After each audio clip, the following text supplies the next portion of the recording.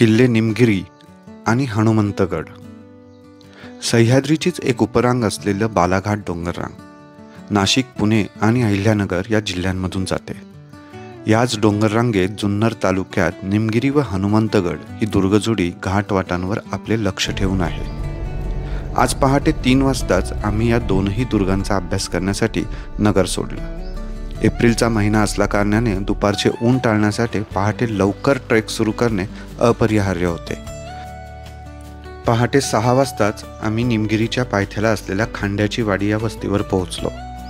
क्षणाचाही विलंब न करता ट्रेक सुरू केला. गावातील शाळेपासूनच सुरू होणारी ही पायवाट शेतजमिनीतून मार्ग काढत गडाकडे घेऊन जाते. आम्ही उत्साहात पुढे निघालो. आम्ही पहाटे 3 वाजता नगरवरून निघालो आणि निमगिरीला आलो. ऑलमोस्ट 130 किलोमीटर्स आहे नगरपासून आणि आत्ता 6 वाजले आहेत. आम्ही इथं पोहोचलो. एप्रिल महिन्याचं दिवस असून सुद्धा आत्ता सकाळी एकदम थंड वातावरण आहे आणि आम्हाला इथून आपले एक लोकल मित्र दत्तूदादा भेटले आणि ते आम्हाला आता इथं निमगिरीवर घेऊन चालले. तर माझ्या मागं दिसतं तर निमगिरी आणि हनुमंतगड आणि बरोबर आमची ट्रेकॅम्प टीम सुद्धा आहे. पहाटेच्या वातावरणात एक अनोखी ऊर्जा असते. या ठिकाणी असलेला गारवा मन आणि शरीर हलकं करत होता.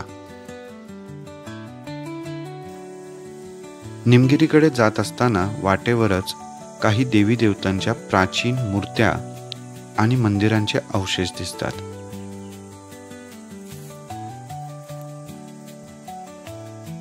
बाजूलाच एक पाण्याचे टाके सुद्धा आहे. दत्तूदादाने सांगितले की निमगिरी सर करण्याआधी आपण काळूआईचे दर्शन घेऊया. हे मंदिर एक जागरूक देवस्थान म्हणून पंचक्रोशीत ओळखले जाते आणि येथील सर्वांचे हे श्रद्धास्थान आहे. काळूआईचे दर्शन घेऊन आम्ही या ट्रेकची सुरुवात केली.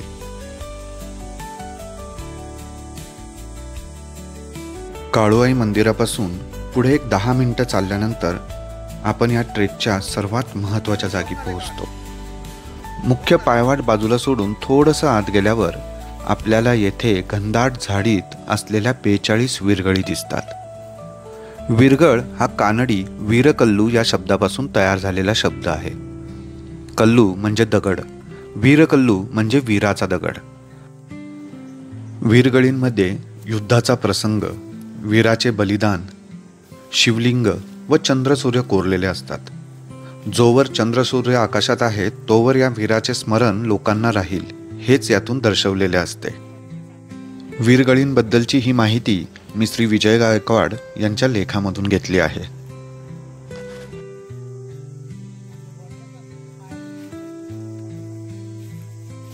या ठिकाणी तर 42 विरगळ एका रेषेत मांडून ठेवले आहेत.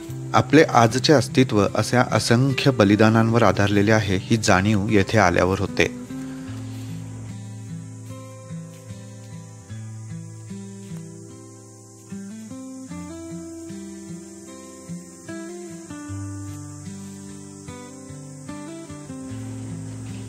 याच ठिकाणी एक चपेटदान रूपातील मारुतीरायाची मूर्ती आहे.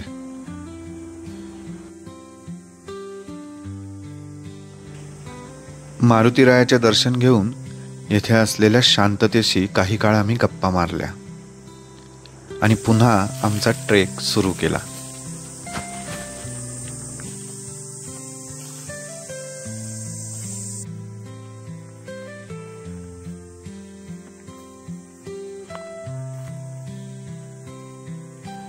एव्हाना ट्रेक सुरू करून आम्हाला अर्धा तास झाला होता.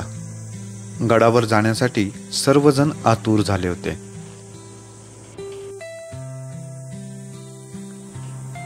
या ट्रेकची एक खास बाब म्हणजे पायथ्यापर्यंत असलेली घनदाट वनराई. करवंद, आंबा, जांभूळ याबरोबरच असंख्य स्थानिक झाडे या रानात आहेत. जास्त लोक इकडे फिरकत नाहीत. त्यामुळे हा ट्रेक आपल्याला निसर्गाशी जोडतो. पानांची सळसळ, रातकिड्यांची किर, पक्ष्यांचा किलबिलाट आणि आपल्या पावलांचा आवाज एका मधुर संगीताची निर्मिती करतात. वनविभागाने लावलेल्या या फलकापासूनच या ट्रेकची खरी सुरुवात होते.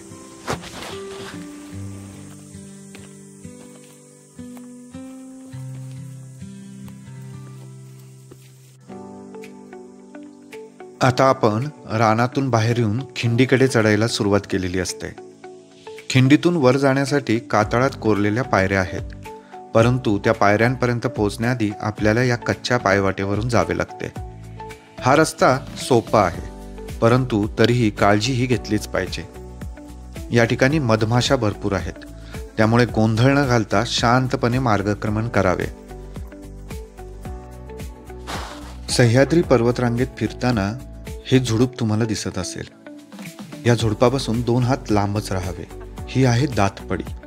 याला स्पर्श केला तर आपल्याला ॲलर्जिक रिॲक्शन्स येतील, हे नक्की.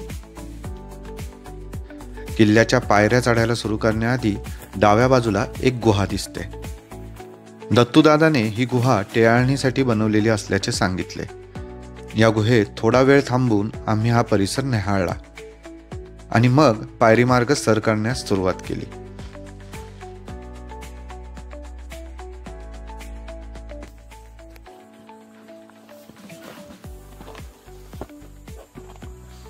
तर असं निसरड आहे इथं, म्हणजे पावसाळ्यात जरासं अवघडच आहे यायला, पण तरी काळजी घेऊन आलं तर तितकंही अवघड नाही.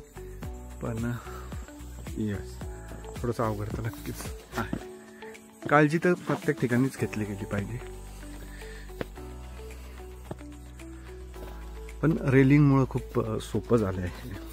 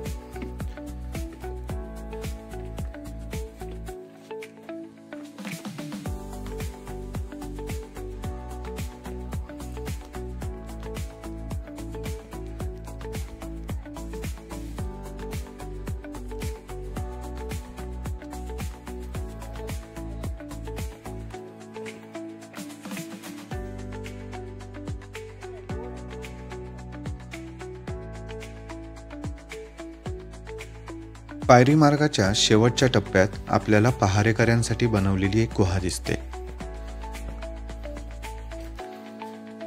या ठिकाणी लक्ष देऊन बघितलं तर तुम्हाला लक्षात येईल की गडावरचा मुख्य प्रवेशद्वार याच ठिकाणी असेल.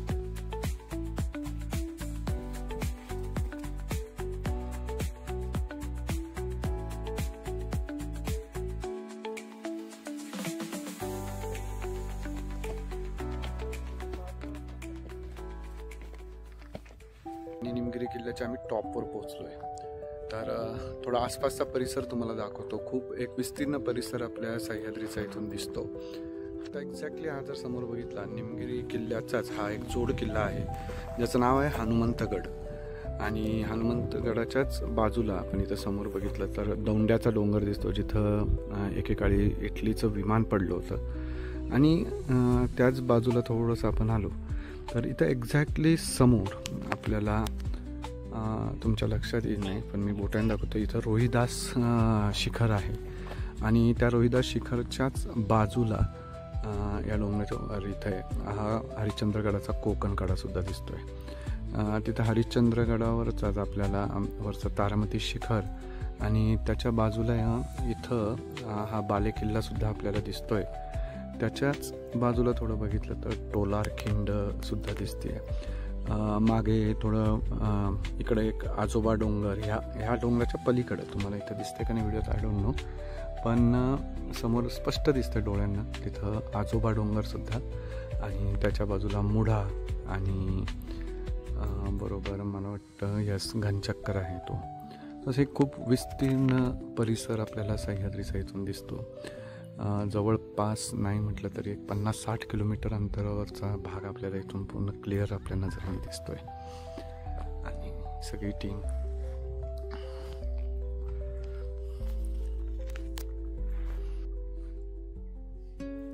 गडमाथ्यावर गेल्यावर आम्ही डाव्या बाजूने गडफेरी सुरू केली. सह्याद्रीचे विराट स्वरूप डोळ्यात साठवत आम्ही लेणी समूहाकडे जात होतो. ट्रेक का करावा या प्रश्नाचे उत्तर ट्रेक केल्यानंतर आपसुकच मिळते. आयुष्य कठीण आहे असा समज असणाऱ्यांना ट्रेकची सवय लावल्यानंतर आयुष्य किती सहज सुंदर आहे हे म्हणताना मी अनेकदा पाहिलंय. निमगिरी किल्ल्यावर असलेल्या लेणी समूहातील ही गुहा आजही सुस्थितीत आहे. यामध्ये एक अंधारी खोली सुद्धा आहे. त्यामुळे जर टॉर्च असेल तरच या खोलीत प्रवेश करावा.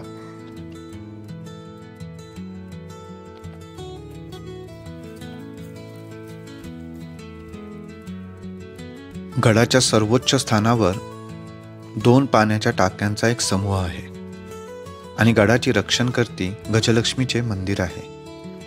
या मंदिरात एक शिवलिंग सुद्धा दिसते, परंतु सध्या मंदिराची दुरावस्था झालेली आहे.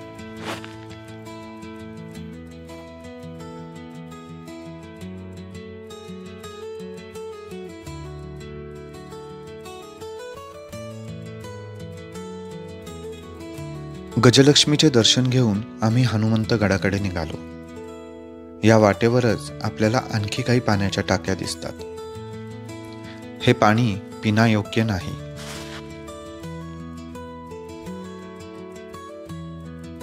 निमगिरीवरून आता आम्ही उतरायला सुरुवात केली आणि आम्हाला आता समोर जायचंय हनुमंत गडावर.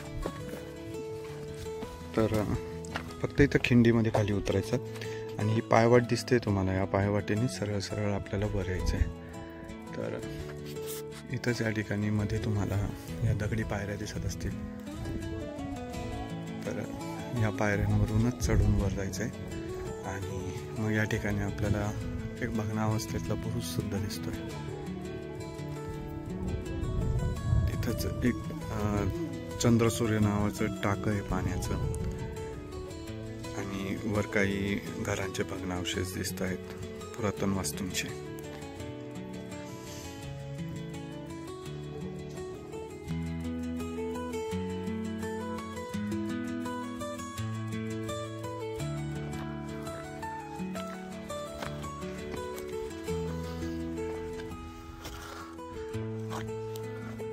माझ्या मागं दिसतोय तो निमगिरी किल्ला आणि निमगिरी किल्ल्यावरून खाली असं खिंडीमध्ये उतरलो की आपल्याला या कातळकड्यावरून हनुमंत गडावर जाण्यासाठी काही पायऱ्या कोरलेल्या आहेत. आणि त्या कोरलेल्या पायऱ्यांवरून आत्ता जेव्हा मी इथं वर आलो तर निम्मा चढून आलो ऑलमोस्ट हनुमंतगड.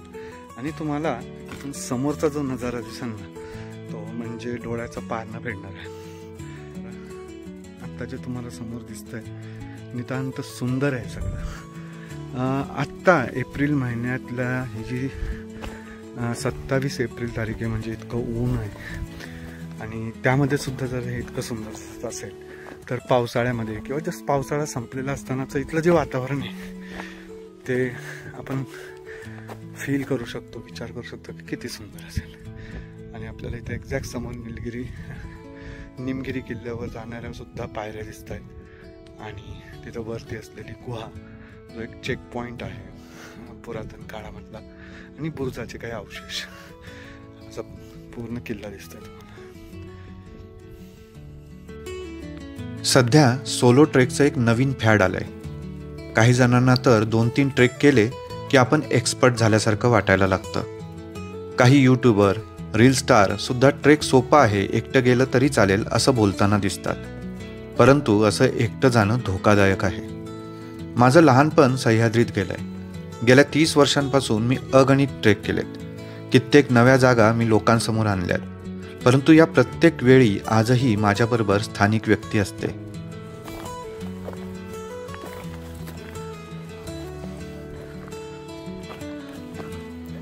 टीम माझ्या आधी आलेली होती आणि खूप एन्थुसियास्टिक टीम आहे. अजिबात थकलेले नाहीत ते.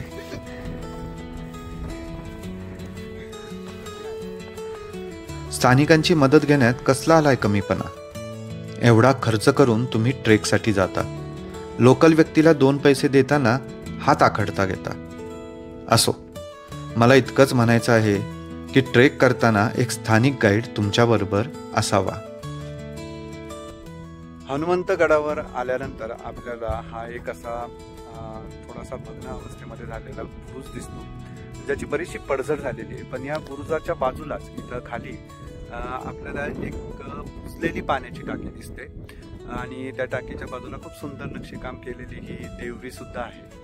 आणि मला जो इथला लोकल गाईड आहे दत्तू कोकणे म्हणून, निमगिरी गावातच आहे तो, आणि त्यांनी खूप सुंदर गोष्ट सांगितली. याची आख्यायिका आहे ती, त्याची सत्य असत्य असं पडताळून बघण्याची आवश्यकता नसते, कारण एक जण ती गोष्ट सांगतो आणि अशा हजारो वर्षांपासून त्या गोष्टी पुढं आलेल्या असतात. तर ती आख्यायिका अशी आहे की या टाकीचं नाव आहे चंद्रसूर्य टाकी.